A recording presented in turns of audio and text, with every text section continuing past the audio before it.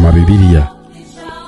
Soma Bibiliya ni ikiganiro mutegurirwa kandi mugiye kugezwaho na Evangélisez MONDE TV. Ikiganiro kije mu rwego rwo gufasha abasomyi ba Bibiliya cyangwa abandi bantu bose bagize icyifuzo n'igitekerezo cyo gusoma ijambo ry'Imana ariko ntibabashe kugera ku iyo ntego. Ushobora kuba warayisomye ukayigeza hagati, ushobora kuba warabitekereje kuyisoma ariko ukabura umwanya. Hari impamvu nyinshi zigenda zigaragazwa n'abantu bakavuga ko gusoma Bibiliya ijambo ry'Imana ngo babashe guhitura no kurangiza ibitabo birigize byabananiye. Uyu munsi ntiyakwiye kuba impamvu cyangwa urwitwazo rwatuma udasoma ijambo ry'Imana. Evangélisez MONDE TV twabatekerejeho ku bakunzi bacu aho muherereye impande enye zigize isi. Tugiye kujya tubana namwe mu kiganiro Soma Bibiliya. Ikiganiro kizajya gitambuka buri munsi mu gitondo ku isaha ya 11:30. Mu gihe cy'umwaka umwe tuzaba turangije gusoma ijambo ry'Imana. Ndakwifuriza kutazacikwa n'iki kiganiro Soma Bibiliya.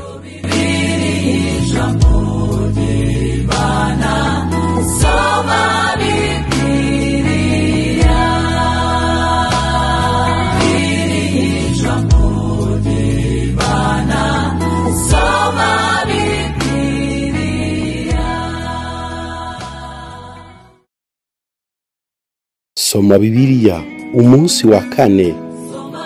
Uyu munsi turareberamo igitabo cy'itangiriro igice cya 12, dukomeze tugere ku gice cya 15 cy'icyo gitabo. Itangiriro 12 umurongo wa 1 haravuga ngo Uwiteka yohereza Aburahamu i Kanani. Uwiteka ategeka Aburahamu ati, va mu gihugu cyanyu usige umuryango wanyu n'inzu ya so ujye mu gihugu nzakwereka. Nzaguhindura ubwoko bukomeye, nzaguha umugisha, nzogeza izina ryawe, uzaba umugisha, kandi nzaha umugisha bakwifuriza umugisha, kandi uzakuvuma nzamuvuma, kandi muri wowe nimwe imiryango yose yo mu isi izahererwa umugisha. Aburahamu aragenda nk'uko Uwiteka yamutegetse, Loti ajyana nawe. Ubwo yavaga i Harani, Aburahamu yari amaze imyaka 75 avutse.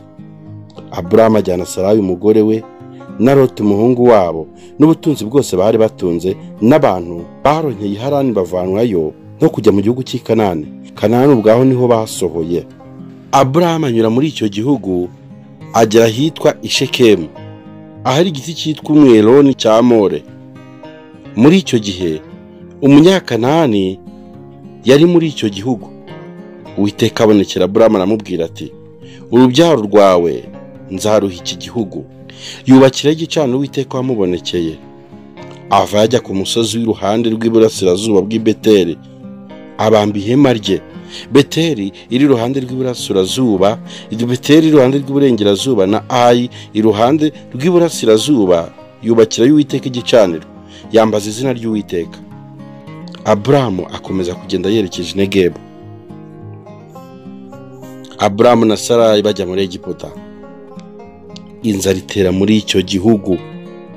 Aburahamu aramanuka ajya muri Egiputa, asuhukirayo kuko inzara yari nyinshi muri icyo gihugu.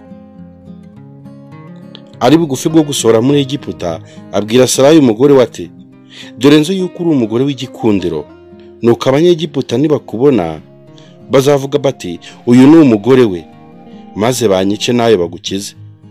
Ndakwinginze uzajye babwira ati, ndi mushiki we, kugira ngo ngirirwe neza ku bwawe ukirisha ubugingo bwanjye.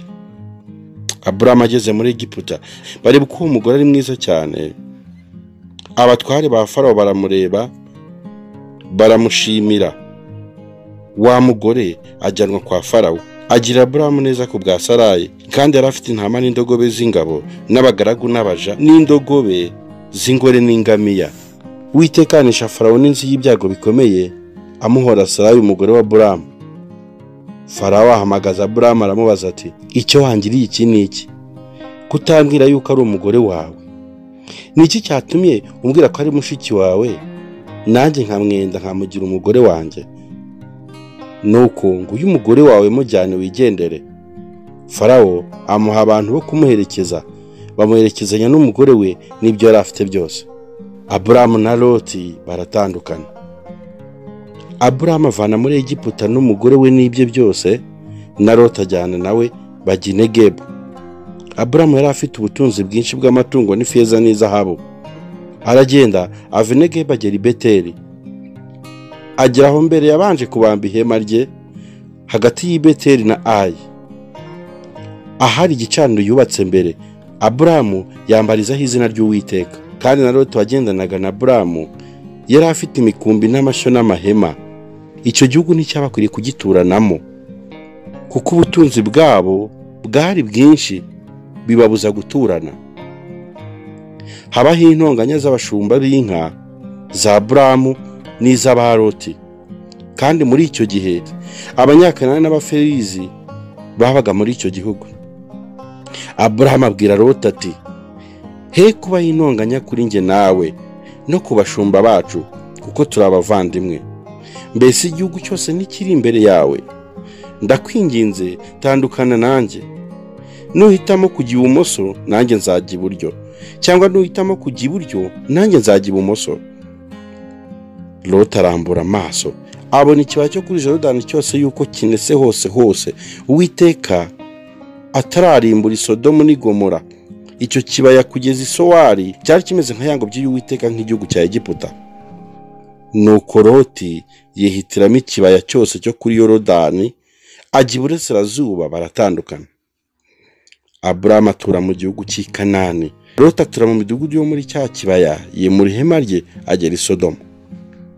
Kandi Abasodomu bari babi, bari abanyabyaha bacumura ku Uwiteka cyane. Loti amaze gutandukana na Aburamu, Uwiteka abwira Aburamu ati, rambura amaso yawe urebe, uhera aho uri hano ikasikazi n'ikusi n'iburasirazuba n'iburengerazuba. Igihugu cyose ubonye ni wowe nzagiha n'urubyaro rwawe iteka ryose.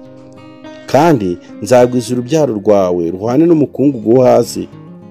Umuntu yashobora kubara umukungugu wo hasi, urubyaro rwawe narwo rwazabarika. Haguruka ugende unyure muri iki gihugu mu burebure bwacyo no mu bugari bwacyo, kuko ari wowe nzagiha. Aburamu yimura ihema rye aragenda atura ku biti byitwa imyeroni bya Mamure biri Heburoni, yubakira Uwiteka igicaniro. Loti afatwa mpiri, Aburamu aramurengera. Ku ngoma za Amurafeli umwami w'Ishinari, na Ariyoke umwami wa Elasari, na Kedorulawomeri umwami w'Elamu, na Tidari umwami w'Igiyomu. Abo bami barwaniye Beri umwami w'i Sodomu, na Birusha umwami w'i Gomora, na Shinabu umwami wa Adima, na Shimeberi umwami w'i Seboyi, n'umwami w'i Bela, niho Sowari. Abo bose bateranira ku gikombe cya Sidomu. Bamaze imyaka 12 bakorera Kedorulawomeri. Mu mwaka wa 13 baragoma.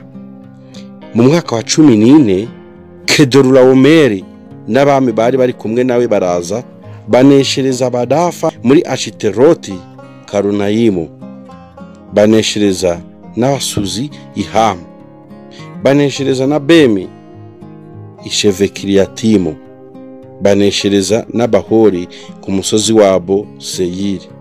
Barabirukana babageza muri Eliparani iri hafi y'ubutayu. Basubirayo bagera muri Enmishpati, banesha Abameleki mu gihugu cyabo cyose n'Abamori batuye Hasotamari. Maze hatabara umwami w'i Sodomu n'umwami w'i Gomora, n'umwami wa Adima, n'umwami w'i Seboyimu, n'umwami w'i Bela. Bashingira urugamba mu gikombe cya Sidimu, barwanya Kedorulawomeri umwami wa Elamu, na Tibari umwami w'i Goyimu, na Amurafeli umwami w'Ishinari, na Ariyoki umwami wa Elasari. Abane barwanya 5. Kandi icyo gikombe cy'i Sodomu cyari cyuzuyemo imyobo irimo ibumba. Abami b'i Sodomu n'i Gomora barahunga bagwamo. Abacitse ku icumu bahungira ku musozi, banyaga ibintu by'i Sodomu n'i Gomora n'ibyo kurya byabo byose, baragenda. Na Loti bamufatirayo mpiri, umuhungu wabo wa Aburamu wari utuye i Sodomu, banyaga ibintu bye barigendera.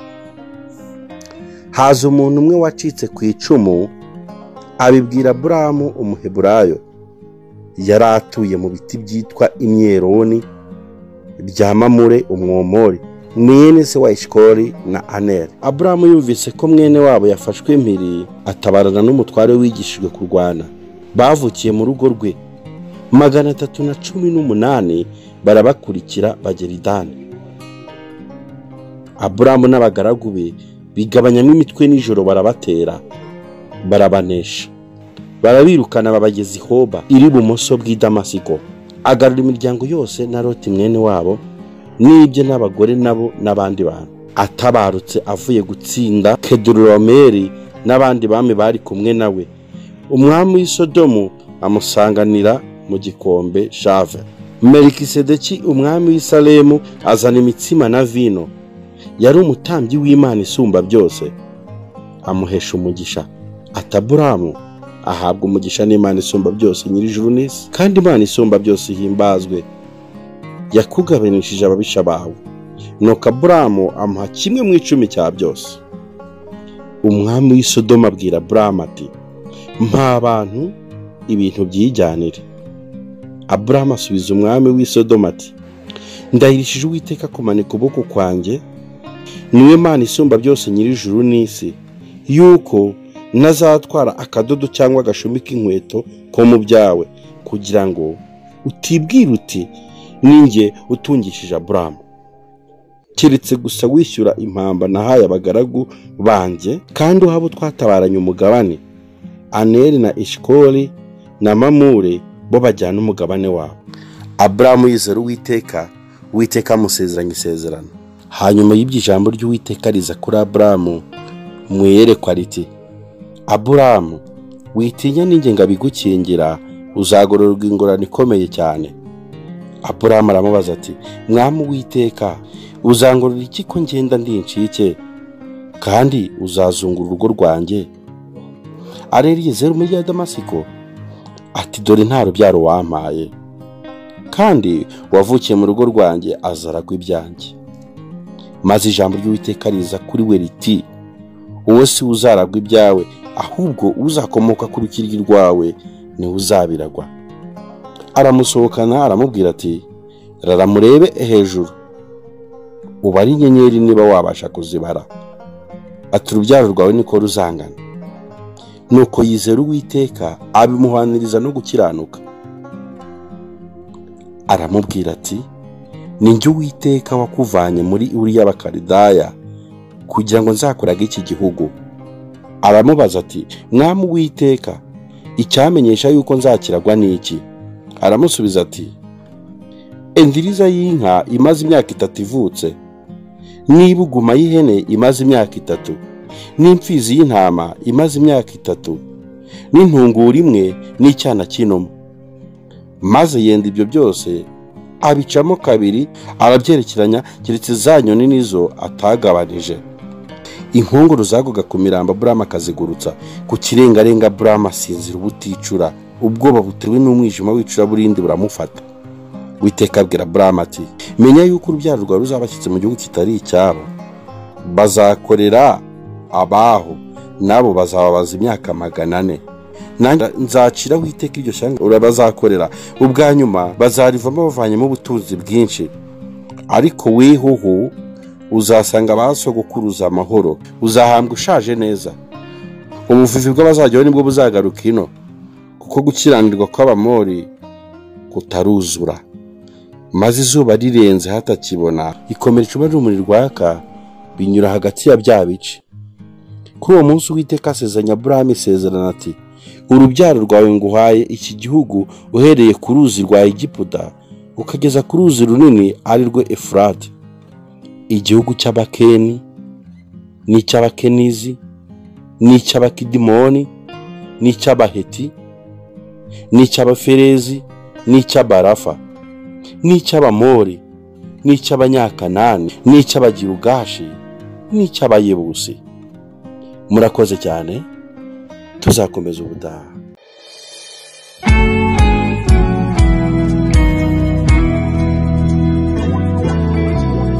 Soma Bibiliya,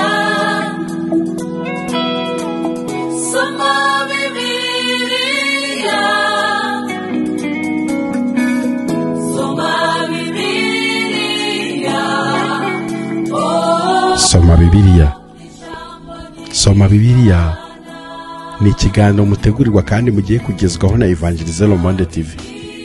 Ikiganiro kije mu rwego rwo gufasha abasomyi ba Bibiliya cyangwa abandi bantu bose bagize icyifuzo n'igitekerezo cyo gusoma ijambo ry'Imana ariko ntibabaje kugera ku iyo ntego. Ushobora kuba warayisomye ukayigeza hagati, ushobora kuba warabitekereje kuyisoma ariko ukabura umwanya. Hari impamvu nyinshi zigenda zigaragazwa n'abantu bakavuga ko gusoma Bibiliya ijambo ry'Imana ngo babashe guhitura no kurangiza ibitabo birigize byabananiye. Uyu munsi ntiyakwiye kuba impamvu cyangwa urwitwazo rwatuma udasoma ijambo ry'Imana. Evangélisez MONDE TV twabatekerejeho ku bakunzi bacu aho muherereye impande enye zigize isi. Tugiye kujya tubana namwe mu kiganiro Soma Bibiliya. Ikiganiro kizajya gitambuka buri munsi mu gitondo ku isaha ya 11:15. Mu gihe cy'umwaka umwe tuzaba turangije gusoma ijambo ry'Imana. Ndakwifuriza kutazacikwa n'iki kiganiro Soma Bibiliya.